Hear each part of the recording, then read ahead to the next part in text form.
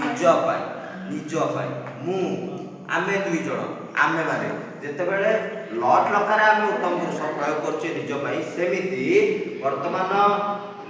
lit लकार आ lung लकार उभय के आमे उत्तम पुरुष प्रयोग करबा निज पई जेमिति कि मु पढिथिली हला कोन हो अहम अभवम अपठम